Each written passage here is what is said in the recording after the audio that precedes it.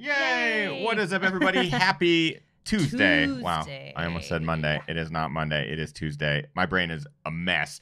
Welcome to Ginger Runner Live, episode number 206. Tonight, exciting episode.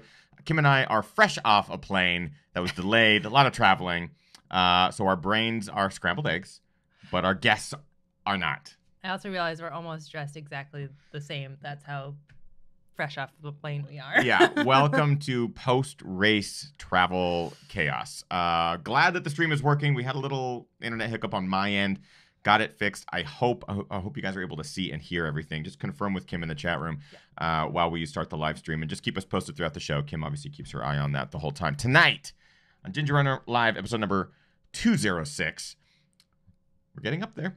Our guest, Keely Henninger, is going to talk to us all about her big win at Lake Sonoma 50 this last weekend. Almost getting that course record on a pretty hot day. It was a little warm. A little warm, and you can speak to that as well, because Kim also completed the Lake Sonoma 50.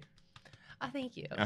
In second place, also earning a golden ticket. That's not true. I don't want to say that, because the other golden ticket winners might be out there. I don't want to offend them. But our guest tonight is going to talk to us all about the Lake Sonoma 50, what it was like to train for this event, go for it, win it, and then why she's turning down the golden ticket, which I think is interesting and a wonderful reason. Yes. And I think it's something that we should definitely talk about on tonight's show. So sit back, relax, everybody. It's going to be a good one. Welcome to Ginger Runner Live, episode number 206, which begins now.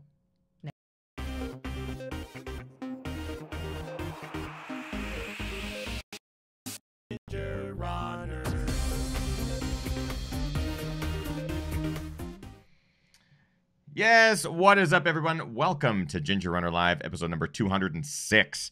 Very excited about tonight's episode. We are joined by the amazing Keely Henninger, fresh off of her big win at the Lake Sonoma 50, the 2018 Lake Sonoma 50 this last weekend. The last, I believe, the last of the golden ticket races where men and women from across the globe can vie for 2 tickets each, both men and women, direct entry into Western States 100. And also the last chance. Last right? chance, yeah. This is the last of the golden ticket series for 2017-18 into the 2018 Western States. So Keely won, and I don't want to spoil anything, but she won. And she is passing on the golden ticket, and we're going to talk to her about why that is. And it's a pretty awesome reason and makes total sense. And we're going to find out what it took for her to train to get to this level, her journey. We haven't had her on the show before, so this is exciting to talk to Keely. And of course, it's not just Keely and myself, it's also Kim. I'm here as always, you guys, so I will be keeping an eye in the chat room. If you guys have questions for our guests, make sure you just pop them into the chat room there.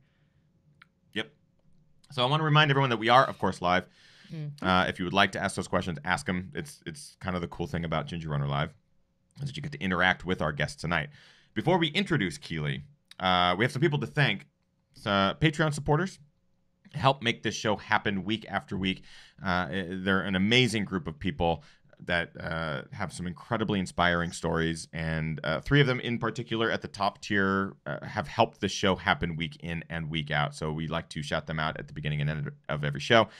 Chris Lee from Hong Kong has put together a group called the Trailblazer, which basically showcases all of Hong Kong's incredible trails that are within 10 or 15 minutes of the city itself. He and his team do some incredible things for the trail running community there, so big shout out to Chris Lee. Brian Sands, who's also been a longtime supporter of the show, and we've got to meet him in person and run with him a lot. Brian ran his first marathon last year in October, the Chicago Marathon, crushed it. Has lost an incredible amount of weight, and his journey is, he's just beginning, and he's training right now for his first 50K, which is pretty cool. And Brian has been a longtime supporter of the show, so big shout out to Brian. And finally, Rick Bjarnason from British Columbia, Canada. He and his team at cheekymonkeymedia.ca. Go check out the website. It tells pretty much about the whole team and what they do there. But they're website creators, and they make some of the biggest sites out there. And Rick and his team were like, we would like to redo the Ginger Runner website, because Rick himself is an ultra runner. He's training right now for Fat Dog 120, Sinister 7. He's running some of the hardest stuff up there. Races. So he and his team are they're awesome. And we're going to be unveiling the Ginger Runner website here very, very soon. So big shout out to those 3 gentlemen. Really appreciate the support week in and week out. All right, let's move on. Tonight's episode, we have a pretty awesome guest. It's her first time on the show. I'm excited to bring her on finally, because after this weekend, I mean, she crushed it. Without further ado, here she is, Keely Henninger. Yay! How are you, Keely? I'm doing great. How about you guys? We're hanging in there. Yeah. So our traveling was different. You're a Pacific Northwesterner, right? Yes. I live in Portland. You love it? I do. I really enjoy Portland. I wish it was a little closer to mountains, but Sure. Forest Park makes it pretty awesome to run trails during the week, and then you can go cool places on the weekend. So it's pretty great. I was born there, so I also like it. So the correct answer is Portland is good. But you took a different route of travel. Kim and I were trying to figure out, like, how do we get to Lake Sonoma? Do we drive? Do we fly? But you drove, so you just got back yourself. Yeah, I drove. I actually met some friends in Bend, and I rode up with Amy Sproston, who also raced, and my friend Danielle, who was like the best crew in the world. Sweet. And she took care of my dog and her dog, so very big props to her because that was amazing. But yeah, so we drove down. So I drove to Bend. It was about 3 hours after work on Wednesday, and then Thursday we drove down. It was like a 9-hour drive. Basically, we got in to our homestay at like 8 p.m. Sweet. And then, yeah, I just got back yesterday and had to go to a 2:00 meeting. So that was fun. Do you feel the travel fatigue at all when you go into races like this, where if you have a long day of travel or anything like that, do you feel it going in, or do you feel it coming out at all? Like that drive back, was that hard? I'd say I feel it more on the drive back. I don't think it was too bad going there. I almost like it better than flying because you can kind of stop and go your own speed instead of waiting around for planes and feeling like you're not in control of your own destiny. But the travel back was definitely kind of brutal. It's like lots of different aches and pains, but luckily we switched off driving, and for about 2.5 hours I got to lounge in the back with the pups, so wasn't That's that awesome. bad. Yeah. That sounds pretty fun. Dog cuddles. Cuddles, yeah, always Yeah, trump anything else. My job for that day was to be like a human body pillow for dogs, so that was fine. That's like the dream job. Yeah, I know, golden they need ticket? to make Nah, that. I want to be a pillow for dogs. Dreams right there. So let's talk a little bit about your journey to Lake Sonoma. So first of all, why? Oh, I was gonna say we saw Keely last at Chuckanut. Yeah, most it was Chuckanut. recently. Yep, up in 2018 is already off to a great start for Keely. Obviously Chuckanut, you won at Chuckanut. I was there, not winning, and getting purely crushed by Keely, of course. But it was really cool to see you out there running. It was, I mean, when you passed me, it was one of those moments you probably don't remember because it was just a blur of ginger. But for me, it was like, it was one of those moments where your jaw drops just at the speed because you were on your descent at that point. Yeah. For something like Lake Sonoma, was Chuckanut a trainer for that? Is Lake Sonoma a trainer for something else? Why Lake Sonoma 50? Yeah, so I had two reasons for Lake Sonoma. One being that I'm absolutely in love with the community there. Like Healdsburg Running Company is so awesome. Skip and them really know how to be exciting and like just make you feel like $100. And secondly is because I ran it in 2015 and DNF'd. I dislocated my shoulder like maybe mile 30-ish, and then dropped it about 44 because I was wandering off the trail, kind of delusional.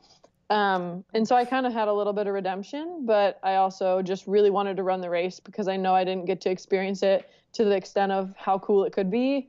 And I really had enjoyed my time there because everyone was so awesome. So yeah. And obviously it draws a lot of cool runners and very good competition. So it's always fun to run against awesome women and see awesome men running as well. Yeah, so that's I know of the story from 2015, your Lake Sonoma. I mean, I heard it through the grapevine and through friends and stuff like that. It's one of those stories you hear and go, that does not sound good. For you, did that cause any sort of anxiety, anything like that going into this year's race? Were you trying to think of like, I just got to get past mile 44, or how does that play out in a race like this where you have a history? Yeah, honestly, I didn't even think about it. I think I was in such a weird state that day about 3 years ago that I don't even remember the race. So going into the race, it was all new to me. And my shoulder has since healed. It was pretty fresh of a torn labrum then, so it was easier to dislocate. So I was pretty confident that it wouldn't dislocate again. But like anything, you never know. But yeah, I wasn't too worried. Nice. But definitely you have some pressure on yourself because you want to do better than the last time you were there. Right. I want to remind everyone we are, of course, live. If you have questions for Keely, drop into the chat room and let us know. Kim has pulled across some of those questions. Yeah, I was going to first say that we have Chris Danucci in the chat room Hey, tonight. Danucci. And he was giving a shout out to Healdsburg Running Company as well. The questions I have, I feel like we should wait till we dive in a little bit. Good. No, we'll dive in. Don't want to give anything away. That's okay. That's okay. I feel like I know kind of where those questions are leading. So I'm curious at this point, leading into this race, the 2018 edition, running, whatever. The 2018 Lake Sonoma 50. Going into this, there's a stout list of female competitors that were supposed to be racing this year. Over the course of the last couple of weeks, a lot of the names dropped, or they were obviously Marathon des Sables, or they were out doing other adventures and stuff like that. For you as a competitor at the top of your field, does that bum you out? Like, do you go, oh man, I really wanted to race against blank? Or does that give you a little bit of, okay, I guess it's going to be a bit more casual? Or how did that work for you this year? Yeah, honestly, I didn't even read up on who was racing the week of the race. So I didn't know who dropped and who was going to be there. But yeah, once I was at the start line, I was kind of bummed because it's always, it's always fun to race against really gifted runners. So it could have been fun to duke it out with all the other ladies who were signed up, but unfortunately that's not how it happened. But there were still lots of stout women out there and they were all crushing it. Yeah. So it was equally awesome to just see them come through the finish and run their own race and also crush the race. So yeah, a little bit of bummed, but nothing too bad. I mean, you never know who's going to show up at a race. So you can't fixate on that. You just have to know how you're running right now and how you're going to race. So that's all that matters. One thing as a fan of the sport and this year's running as a spectator and crew member, it was exciting because for me, that meant when you have a golden ticket race, sometimes there's, okay, it's got to be one of these two individuals that's going to get that golden ticket or one of these 3 or 4 individuals. This year for the women, I'm like, this could go in so many different ways. It was really exciting to watch. It was almost more exciting because it really could have unfolded in a myriad of ways. And for you, did you have any moments during the race where you had any doubt? I know that you took the lead pretty early on, but were you looking over your shoulder and the out and back sort of thing? What was it like for you up front? I definitely wasn't thinking of the other competitors the first half. I don't let myself think about anyone else's race until like the last third, I would say, just because you kind of got to run your own race. And that's something I'd fallen victim to in the past is I was running where I thought I should run, maybe behind people because I thought I should be there or ran too fast and then would psych myself out. It's just, you got to run where you're comfortable. And so, yeah, I didn't think about who was behind me until about maybe mile 40. Okay. And then there's like a little teeny out and back section and I had no clue how far ahead I was at that point. I had known it was a ways at mile 30, but I still wasn't sure. So at mile 40, when I started to really feel the heat, I definitely obviously thought about second and I was like, oh man, hopefully they're not closing. But yeah, aside from that, no, I wasn't really thinking about it. I was thinking after mile 30 solely about the course record. So sweet. That's awesome. We have some live questions, Kim. Yeah, there's a question in the chat room from Nathaniel. Nathaniel asked, Keely, what was the most difficult part of your race and how did you overcome it? Oh, man. Aside from the goo on the nose and looking like a total dork in all my photos. I thought it was awesome. Yeah, I did too. I actually thought you did it on purpose, like war paint or something. I was like, yeah, badass. I would say I saw Megan from I Run Far, she's an angel. But she had told me I was about 2 minutes under the course record at mile 39. And then from about mile 40 till whenever I saw that stupid sign where it tells you have 4.5 miles left, that last aid station. Yep. I was definitely struggling because I had been by myself for about 10 miles by that point. The heat was really getting to me and I was kind of kicking myself because I had decided not to take 2 bottles, even though before the race I told my crew like I'm going to take 2 bottles at that point because I knew it was going to be hot. So I was pretty depleted. I hadn't had enough water. So mentally at that point I was kind of like, oh man, this is awful. And so I started to kind of shuffle pretty slow through there. But it was hard to push because you don't really know how fast you're going when you're by yourself and your watch is off and you're at that end of a race. You don't know what fast is. So you're kind of just moving, thinking that you're losing time or gaining time. You don't really know. So that was pretty hard to keep pushing through that part. And like looking back, obviously I had lost a lot of time, so I wasn't pushing as hard as I thought I was. So, but yeah, aside from that, nothing was too bad. I felt my big toenail kind of crack at mile like 44. And so it's coming off pretty soon, I'd say. Yeah. Better than your arm or shoulder. I know, exactly. Aside from that, yeah, not much went wrong aside from that little section there between 40 and 48 or 47. So that's interesting. I love talking to elites about this when they say that nothing really goes wrong. In my mind, I'm going, for every other runner, something like goes terribly wrong. So let's talk about the strategy then going into this race and maybe how that helped you have such a well-executed day. As someone who lives in the Pacific Northwest, you don't get the opportunity to run in. I mean, it wasn't a boiling day. It wasn't over 90. It wasn't close to 100. No. It was, I think, around 80. I'm going to say 80, maybe hotter down by the lake because it is in a canyon almost. Mm-hmm. So for you, how do you train for that? How do you get your body used to running in that sort of stuff? I didn't train for this. But but in the past for hot races, I have trained in the sauna a lot. Okay. So, yeah, that's maybe something I should have done, but I didn't even think about it. And then come race day, when I saw that it was supposed to be upper 70s and then it ended up being in the 80s, I was like, oh, that would have been nice to do some sauna training, but it is what it is. I mean, if you run within your abilities for the first half of a race or so, and you're not overexerting and you kind of feel okay and you're fueling well and you're drinking well, the heat's going to bother you, but at least it didn't make me like completely blow up. It just made me slow down a bit.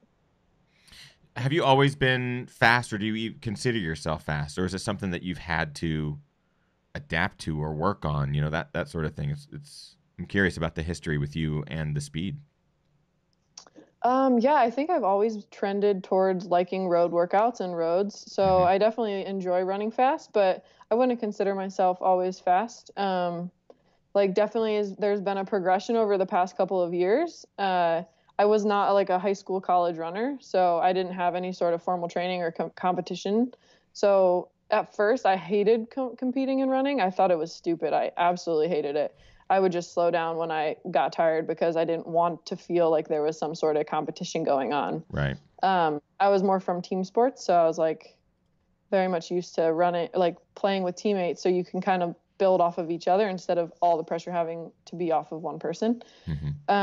But yeah, I'd say the speed has been building over the past couple of years, and I've just recently kind of had this epiphany while working with a lot of the elites through Nike, like Kipchoge and really gifted runners, and talking to them and realizing that they run their easy runs like 7-minute miles, 8-minute miles. And, you know, that's kind of really good information because I think a lot of us run our easy runs way too fast. Right. And I think that really we need to run our easy runs really slow, and we need to be able to run our workouts and our hard runs really hard.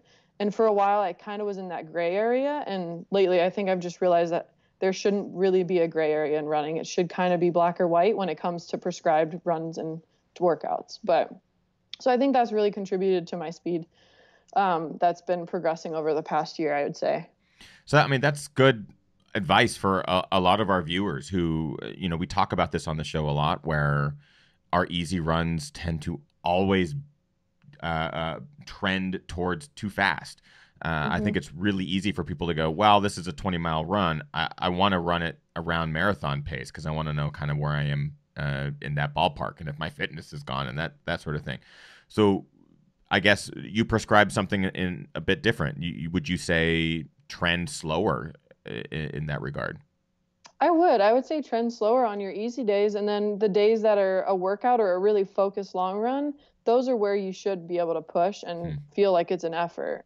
Because I think before, when you're running your easy days not so easy, and then you're trying to go to a workout, it's just you're kind of plateauing at this speed that might not be necessarily your fastest speed, but because you're fatiguing yourself over the long run through these not so easy runs, you're not able to ever kind of get faster. You're kind of staying at the same plateau. And that's kind of where I found myself a couple of years ago. And just recently, maybe in the past 6 months, kind of decided that, if Kipchoge is running a 7-minute mile before his 4-minute something pace intervals, I should probably be okay running an 8 or 9-minute pace for easy days. Like, that's probably okay. Yeah. Yeah. And so, I mean, if you think about it from the science, like, we all have a lactate threshold, right? We all have a VO2 max. And that in itself is very black and white. And if you can just think about paces in relation to those, like, you have to be below those for easy runs.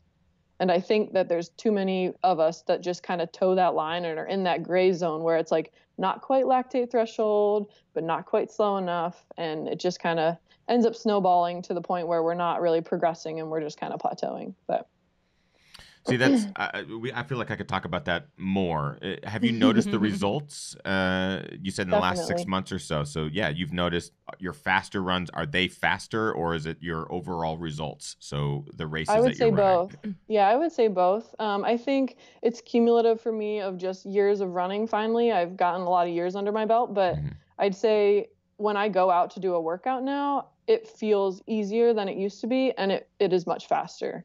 And then, some days my easy run, it could be 10-minute pace, and I just don't care anymore. I just run really slow. And if that feels okay, then I just run really slow. It doesn't matter to me. That's but yeah, awesome. the workout days just run much faster than they used to. Yeah. As a regular mid-pack runner, it's so easy to care about every run. You think you're being judged by it, right? So you're like, oh my God, this isn't fast enough. Someone's going to look at this and go, wow, you're really slow. Yeah. The reality is, you're like, I love that you're just saying it doesn't matter. And I found that. Yeah. And I found myself like wanting to justify runs where I was running slower. Like, oh, I ran with so-and-so, or, oh, I had to do this. And it's like, who cares? Like, don't justify your pace to anyone. It shouldn't matter. Nobody really cares. And like, if you have to justify it, then that means you're not okay with it. So just be okay with it, and then it's fine. And yeah, I mean, I met this woman who was like confident that she couldn't run faster than a 10-minute mile.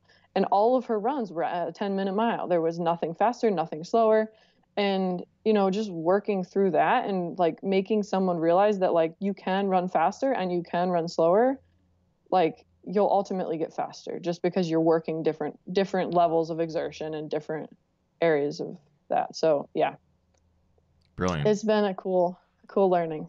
I imagine, especially for someone at the front of the pack, it's got to feel good to go, I'm tapping into a new potential here. You'll have your finger on that pulse as someone who trains at the level that you're training on. I imagine that you are constantly in touch with your ability, and this must feel real good to go, wow, maybe there's something untapped here. Yeah, definitely. It's definitely exciting, and it's fun to finally feel like I can compete with all the other awesome ladies in the sport that have had, collegiate careers or high school and collegiate careers or been running for years. So I feel like I'm finally on that level, or at least getting close. So it's exciting. Yeah. Well, I mean, your resume speaks for itself. You are, you have been since your first ultra and beyond, but you're certainly top tier, and it's pretty awesome. Again, we are live. We have tons of live questions coming in here. Kim, go ahead. What do we got? Yeah, there's just a question in regards to running easy. Raphael asked, run easy by pace or by heart rate or power? Good question. Yeah, that's a great question. And I would say heart rate if you want to be a real science nerd, but I'd say effort. Like, and if heart rate will initially get you to understand what an easy effort should be, I would say heart rate. And I think that you should go for a lower heart rate, and then you'll understand that effort over time. So an easy effort should actually be really easy, where it's like, it's not just kind of easy where you're running and you're able to chat, but it's not like this feels too slow. You like kind of want to run to that area where you're like, this feels a little too slow, and then maybe go a little faster, but stay around there because it's letting your body recover and it's not exerting too much effort. And I think that's where you're going to find the most bang for your buck on your easy days. Like, they should really just be super easy. Awesome. And yeah, if you're using heart rate monitor, like you could go and run a speed workout and you could, find your heart rate there, and you could think that as your lactate threshold heart rate. Or, we can get into the nitty gritty of it. I don't know. If he wants more specific answers, he can totally message me afterwards. That's Great. I think, Yeah. yeah, that's awesome. Yeah. Keely being totally accessible is awesome. Yeah, I know that everyone's heart rate's going to be different and all that sort of science, but I love it. If they want to get more specific, they can if they want. Go ahead. There's just tons of people in the chat room right now just really excited about the attitude and what you're telling people, because a lot of people are worried about their pace or putting their pace out publicly. So there's a lot of people just appreciating the knowledge that you just dropped. Mm-hmm. And we also have Caitlin Gerben in the chat room. And Caitlin just had a comment saying, Gerben! You would have dominated regardless of the field. Way to crush Keely.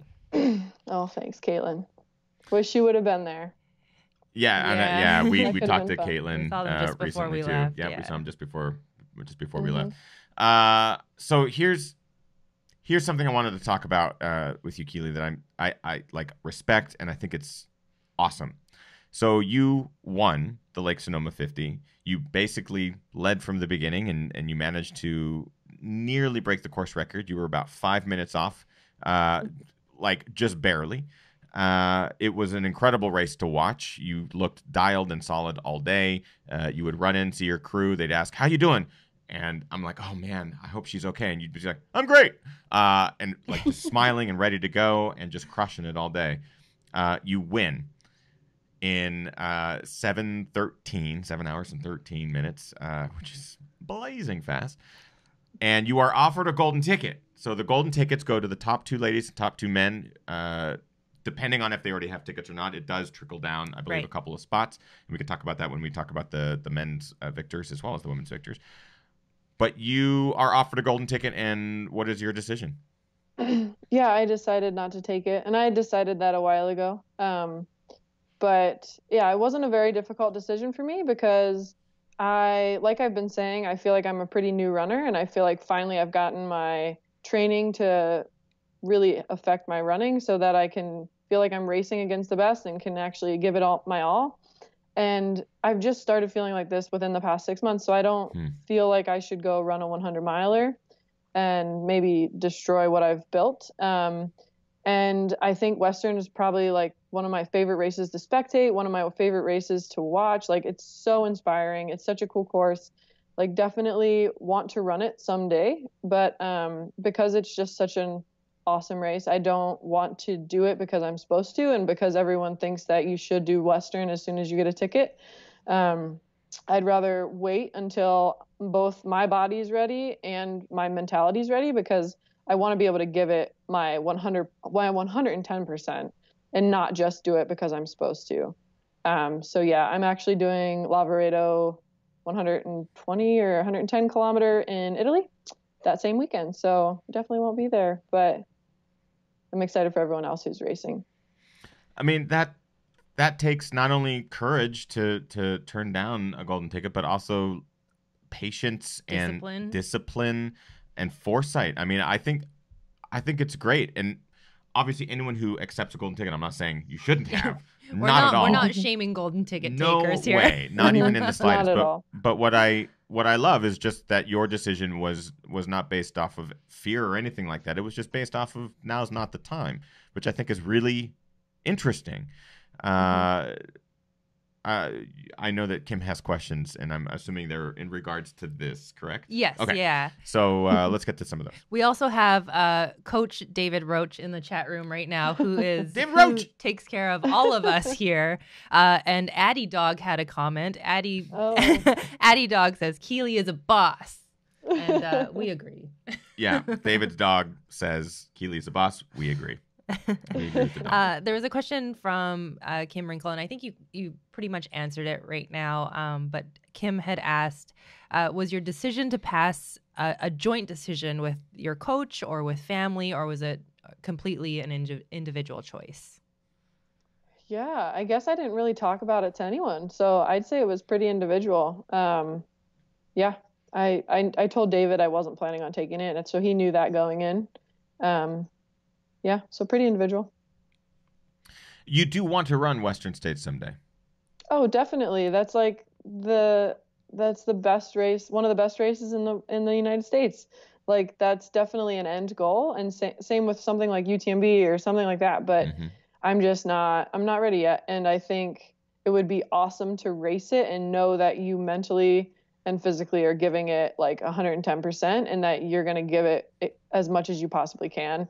And you're not just going to do it to do it. And right now I would be doing it just because I think I should do it, and not because I really wanted to, or mentally or physically was able to, without breaking myself. So I kind of want to have a couple more years of really healthy running and continue to build my base and build my speed and build my, just build my resume and be able to explore all these really cool places. Cause I think what drives me the most right now is racing races that are really intriguing to me, and visiting communities that are so stoked on racing and on the community that it makes it hard not to have a good time out there. And so that's kind of what my goal is for the next couple of years, is to, kind of race all sorts of different races and just see the world and see what's out there. And then, really focus down on something like Western or something like that, where you're 100% committed and wanting to do that 100-mile distance and do one of the most popular races in the world. So, yeah. Would you run another 100-miler before? Because at this point, I believe CCC is the longest for you. I don't think so. No, I don't really. I still can't wrap my mind around 100 miles. So, as of now, no. I've run 100 miles, and I still can't wrap my brain around 100 miles. It still doesn't make sense. It still makes no sense. I remember a couple of those miles, but no, not the whole thing. It's a weird thing. Let's get to a couple more live questions, and I'm really curious to hear how your race went, Kim. And I know that you saw Keely out there. I'm not laughing because I don't think you could. You maybe right? could've. Yeah. Right. Get some of these live questions from live viewers. Mur has a question about your race that you just mentioned in Italy. Is that correct? Yeah. They just mentioned that has 5,800 meters of elevation gain. How do you train for elevation gain like that? Is it simply uphill running, or is there some strategy involved? Yeah, so that's a great question. For CCC last year, I really focused on a lot of climbing. Obviously, to climb, you have to climb. So I did a lot of probably 10 to 12,000 feet, which is 3,000 to 4,000 meters of climbing in a weekend, for like consecutive weekends leading up into that. Nice. So I'll definitely do a lot of climbing. There's lots of climbing to be had in the gorge and surrounding areas around Portland. So the climbing is not an issue. I think something that I didn't do last time that I'll really focus on is more eccentric loading, which will actually help downhill running, to keep your downhill running mechanics kind of solid throughout. One thing that I came out of CCC with was kind of a torn flexor muscle in my toe. And that was just from awful mechanics and a wonky fall at the end. But I could tell that the downhills were really shredding me. So I'll be doing more eccentric loading, lifts and types of strength training, and then also doing more downhill specific workouts with David. So that should help for that kind of race where you're having that much climbing and that much descending. Nice. Is there something that you look for specifically in a race? Because, I mean, your resume is all over the board, from fast, like Chuckanut's a pretty fast course, to stuff like CCC, which I know is super technical, and gorge and stuff like that. Yeah, it's kind of like what I was saying. I really am just drawn to the different communities. And I think that one of the beauties of our sport is being able to push yourself through things that maybe you're not well equipped for, or maybe that's not what you're supposed to run. And I think it's kind of cool to be like, okay, I'm going to run these faster races, and then I'm going to switch it up, and I'm going to train totally differently, and, go for something like Lavaredo. And I think pushing our limits in different kinds of events not only keeps everything interesting, but it keeps our bodies from doing the same thing over and over and over again. And I think that there's kind of a beauty in pushing yourself in something that you're not necessarily 100% prepared for. Sweet. Let's get to one more live question. There's a question from Randy in the chat room. Randy asked, Keely, any thoughts of ever getting into road races, something like Boston or New York? Boston just happened. I don't know if anyone saw this on TV. Big day for American ladies. It was pretty awesome. Oh, that was so amazing. Oh, my goodness. It gave me chills. But so when I first started running my freshman year of college, before I got pretty injured, I did a road marathon and qualified for Boston, and then walked Boston the following year because I was injured, and then kind of took a hiatus. But long answer short, for sure, I could see myself, dabbling in a road marathon. I wouldn't do more than probably one or two, but if I decided to do that, it'd be cool to try to see how fast I could run and maybe shoot for something like an Olympic trials qualifier, or who knows, but it would kind of have to depend on trail races. And right now I can't really see a gap big enough in my schedule where I don't want to run a trail race, because there's so many cool ones that I like to do. But yeah, if the opportunity presented itself, I could definitely see myself doing some road races, because like a lot of my speed work is on roads, and I really do enjoy running fast on roads. I think it's fun. Nice. Well, I'm really curious, Kim. How did your race go? Not quite as fast as Keely's, but I think I might have had as much fun as Keely. Yes, that's all that matters. Lake Sonoma is the only ultra that I've ever wanted to repeat. Mm-hmm. I did it last year for the first time and just fell in love with the community there. And it's an out and back course, which is something that I wouldn't consider like a top of the list thing for me. Right. I tend to find out and backs really annoying. But with this particular race, what I found last year was just really cool, because you get to see everyone. And you get to see the people that are there racing for the golden tickets or not the golden tickets. and you get to, everybody's encouraging everybody. There's high fives, and there's something really special about that particular environment there that really drew me back. Yeah, it's cool to be on the same course as the Jim Walmsleys and the Keely Henningers and the Hal Kerners and legends of the sport that are out there just getting their ass kicked by the same course. It's pretty awesome. And everybody's everybody's climbing the same climbs, and they're going through the same heat and dealing with the same similar issues. So it's kind of neat as somebody that's closer to the back of the pack as myself to be like, hey, I'm out here with these people also. Yeah. So.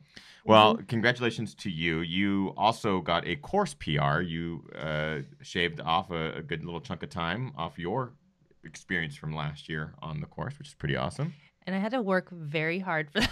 Well, yeah, it's not an easy course. Alex Varner always referred to it as death by 1,000 paper cuts, which is kind of what it is. And that's kind of, so I guess this being my first ultra that I've repeated, I knew my splits at the certain aid station. So I definitely did get in my head a little bit of like, it's only a couple minute difference But what I found was really cool, I'm also working with David as well, is for the first time in an ultra in those last like grueling miles, I was actually able to kind of pull it together and rally and like really, really push hard, because I knew it was going to be a squeaker to get the PR. But yeah, so that was my favorite part of the day. It was cool to see. It was cool to see you dig deep and manage to find a whole nother level for yourself. It was deep. Yeah, it was pretty cool.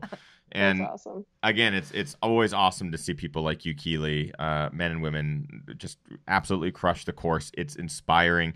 I had some really interesting experiences out there I had my GoPro, and I was like, maybe I'll try to capture like the lead male or female come through the turnaround as I'm waiting for Kim. Like, I have time. Let's just have some fun with the elites. So I have my GoPro, and I'm trying to keep up with you. You didn't know this, but keep up with you and keep up with Jim Walmsley, who did know that I was there. I couldn't keep up with Jim because he was doing 5:30 miles. And out of the turnaround. Yeah, out of the turnaround. So that was adorable, watching me and my my additional 65 pounds on this guy try to keep up after him. And then trying to keep up with you was not, I couldn't do it. It was when you were coming around the turnaround. It's like a little lollipop. Mm-hmm. And I kind of snuck in behind to try to follow you down. I was like, just moving too fast. I couldn't do it. So it's a good testament to your work. You're doing really good speed. It's good. It's working. And a testament to how much work I still have yet to do. But I think that's part of the sport. And, hearing you talk about how in the last 6 months, you've been running ultras for years, but the last 6 months, you've actually noticed something different, and you're it kind of is like perfect timing for Des to win the marathon, right? It's like consistency. Like you show up for years, and like finally you have that break. And for her it was a little bit longer than 4 years, but still, it's like it's consistency. We're not all gonna start running ultras and just blow it out of the water. So everyone should just realize that you can have some patience in this sport. Which goes right on to your choice with the golden ticket. It's you have patience. Western States isn't going anywhere. And Right. there's going to be plenty of golden ticket opportunities in the future. I think that's awesome. Keely, I really appreciate you taking the time to join us tonight. It's great to finally have you on the show to talk to you about your running, your racing, and your most recent victory, which is just a sign of things to come. It's really awesome to witness it in person and to have you on the show and talk about it. Yeah, thank you so much for having me. It was great to be on, and it was great to see you, Kim, on the course because you were a ball of sunshine. It was awesome. I tried to be very sunshiny. Very sunshiny. I think that was your, like, before you raced, like, I just want to be sunshiny today. She is a ball of light.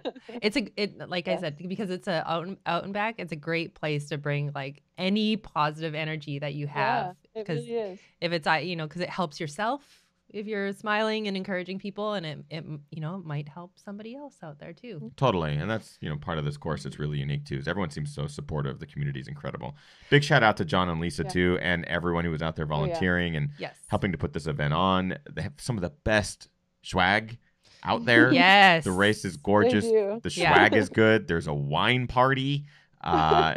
Like, there's so many things that just can't be beat about this event. So big shout out to John and Lisa. And the volunteers are the best. Last year, this year, everybody was amazing. And actually, one of our regular supporters, Miriam. I got to see Miriam at the finish line, which was awesome. She's handing out all the good stuff. And Ann Trayson was there too. Miriam made me go introduce myself to Ann Trayson. Yeah. Because I was so nervous. Cool. I was like, I don't know. She was on our show, but I'm afraid to meet her. Miriam's like, just go say hi. And I did. And Ann was like, people keep emailing me about your show. I was like, I'm sorry. I'm sorry. Keely, where can people find you on social media and stuff like that, or website or anything that they can follow up with you and ask questions? Yeah, you can follow up on Instagram. Is Runwoodkeel with a D, so it's kind of ghetto. Yeah. It was the only one available. I actually was going to, I didn't have it written down, but my point was to ask, why is it Runwoodkeel? And I was like, did you misspell with or something? But no, it's like, run with keel. You got to run with keel. I get it. Now I'm going to say it that way in my head every run time with keel. Yeah. Run with keel. That's great. But I'm picturing you sitting down to your computer going, run with keel. Like typing it out. I want to be street. This is it. This is it. It was a pleasure to have you on the show. But before we let you go, we do have a tradition here on the show for first-time guests. We have a thing called the Quickie question quiz. It is a series of very simple questions. All you have to do is answer with the first thing that comes to your head. Give me a thumbs up when you're ready, and we'll just rip through them. Oh, gosh. Okay. Runwood Keel is ready. What was your very first race? Stumpy's Marathon. That's a pretty big first. That's good. Wow. Favorite place to run? The Gorge. Road or trails? Trails. Bucket list race? UTMB. Favorite running movie? Forrest Gump. Guilty pleasure TV show? Grey's Anatomy. Kim's a fan too. Pre-race meal? Oatmeal with protein powder. Post-race indulgence? Ice cream. And finally, what are your current running kicks, or what did you run Lake Sonoma in? Nike Kiger 4. Bright pink. That was the best part. Nice. That's it. You passed. Success. Yay. Congratulations. I thought it would be. No, it is very easy. Most people get nervous when I kind of pop that on and they're like, oh no, rapid fire questions. It's like, nah, that's kind of the easiest stuff ever. Keely Henninger, thank you so much for joining us tonight. You rock. You guys rock too. Also, of course, want to shout out everyone who supports on Patreon: Chris Lee, Brian Sands, Rick Bjarnason at the top tier, and those who did get golden tickets, Jared and Eric, and I believe it went to Taylor and Camellia. Is that right, Keely? Yep. Yeah. Taylor Nowlin and Camellia Mayfield, congratulations to you ladies on your golden tickets. Totally earned it out there. It was a scorcher of a day, and just an awesome thing to witness those four individuals get their golden tickets. Eric Sensman's big celebration at the finish was probably one of the best that I've seen. He went full, he exploded with joy, I think is a good way to put it. There's some videos and stuff online. I think I Run Far has one posted somewhere, but you can go check that out. Eric's a rad dude. We are going to move into the post show. If you would like to join us, in the post show, it's very easy to do. Keely will be joining us, and she'll be able to answer a lot of the questions that weren't asked during the main show. And to join the post show, all you have to do is join us on Patreon, patreon.com/thegingerrunner. It's $1. At the dollar level, which is $1 a month, which is a fraction of a latte, you get to join us for all of our post shows every single week with our guests, and you get to ask the questions that didn't get asked during the show and everything like that. What am I forgetting? Just one quick comment. We have a Patreon crew member, Stephanie, who is having some very rough times right now. We actually have her fiance, Michael, in the chat room right now. So I just want to give a shout out and our love to them. Stephanie's been a longtime supporter of the Ginger Runner and everything that we've been doing here. She's a runner herself. Since her childhood, she's had to be in and out of the hospital dealing with cancer. In the last couple of months, it's returned, and unfortunately, she had to have her leg removed. She also, unfortunately, had a heart attack last week due to some complications, and has been in and out of consciousness over the course of the weekend. It's been pretty tough. Her fiance Michael's been keeping us posted because she is a member of this community, and the members of this community are incredibly supportive and full of heart and thoughtfulness. This weekend, hundreds of Ginger Runner viewers and Patreon supporters ran hundreds of miles in honor of Stephanie, it's an incredible thing. Yes. So thank you to all who ran this weekend in honor of Stephanie, and thank you, Michael, for sharing some of this story with myself and Kim over the last couple of days. We will, again, continue to keep you guys up to date with how this unfolds. She's a wonderful human, and as a member of the community and a runner herself, we are sending all of our thoughts to her family, and to you, Michael. Cool. Let's move on to the post show. We'll be joined by Keely. It'll be great to get all the questions that we didn't get asked during the main show, those answers. And please bring your dog on for the post show. We just got a little snapshot of the dog. I'm really quick to the bathroom, but I'll yes, be back go. You've got some time. Thanks, Keely. Keely had a dog in the Skype chat there, so we're going to get some shots of Keely's dog too, which is going to be great. Thank you, everyone, very much for tuning in tonight and every Monday for Ginger Runner Live. It's a lot of fun. I guess tonight's not Monday. It's Tuesday. It's Tuesday. And thank you all who sent me messages or comments or anything. I'm trying to get back to as many people as I possibly can. Thank you for your encouragement, your support, and just being awesome. Really appreciate it, everybody. We have a really pretty cool thing here. Yeah. Both viewers and Patreon supporters and everything like that. This is a wonderful community, and it's really cool to see the amount of respect and support and inspiration that gets thrown around this community. It's pretty cool. So we'll see all of you Patreon supporters in the post show with more Keely, and we'll see you everyone else next week, Monday, regularly scheduled time, because today is Tuesday. It is Tuesday, all day. Traveling. All day. Traveling just does that. It is Tuesday all day. Thanks, everybody. Get out there, train hard, race harder, and part of the hardest. We'll see you next week. Bye. Bye.